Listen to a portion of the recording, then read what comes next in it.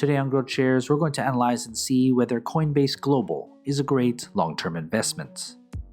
As part of the financial sector, the data and corresponding grades will reflect that so you can compare with other companies in different sectors. This analysis is divided into three factors: the business, the stock, and the price, with each weighted according to their importance. Each factor has a set of metrics which delve deeper into each factor. They are also weighted based on importance. Both the factors and metrics are given a grade from 1 at the low end to 100 at the high end, with 51 being considered average. Most companies I'll analyze in this channel will hover around that 51 average, since most companies are indeed average long-term investments. In order to be considered a great long-term investment, a company would need to receive a final grade of 81 or higher. When all three factors are added together, we'll get a company's final grade, which is also graded from 1 to 100. Keep in mind that this analysis is for those looking to invest for the long term. I'm a huge advocate of using data to determine an investment's viability, and wherever it leads, I'll follow. Please read the disclaimer and pause this video if needed. The business factor receives 45% of this company's overall analysis, by far the largest given allocation. Since I look at the viability of a company as a long-term investment, analyzing how it operates and generates positive cash flow is essential in determining whether to invest in it or not. There are 8 metrics that make up the business factor. These 4 metrics combine for 45%, and they tell us how bright of a future the company has. These 3 metrics combine for 35%, and they tell us how well the company is doing today. And market dominance at 20% tells us how well the company is doing against competitors and potential rivals. If you want to know more about each metric, I have made a video detailing every metric, link in the description below. Here are the grades for each business metric. And here is the company's business grade, 10 and below making it a failed business, and 91 or higher making it an extraordinary business. The stock factor receives 35% of this company's overall analysis, the second most allocated factor. Has the company's stock performed well enough to invest in? This factor mainly deals with what others think the company's worth, based on its market action. There are 5 metrics that make up the stock factor.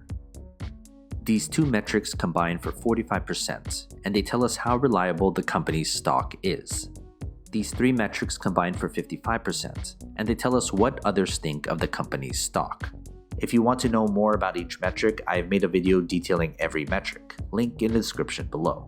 Here are the grades for each stock metric.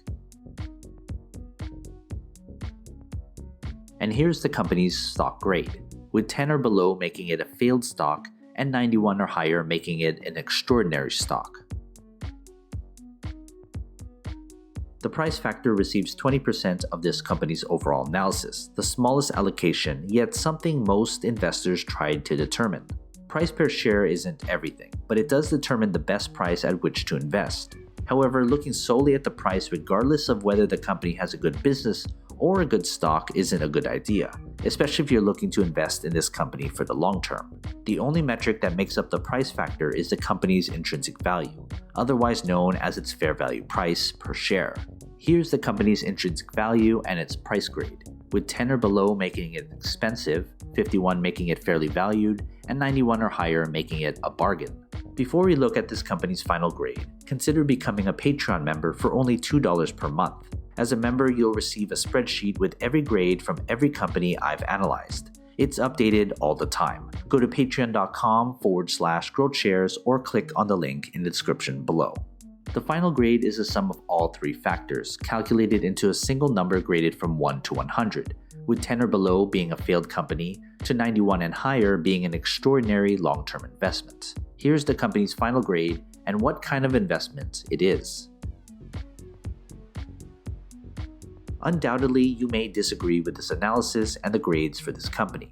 Often, owning this stock may give you some bias whether you agree or disagree with this analysis.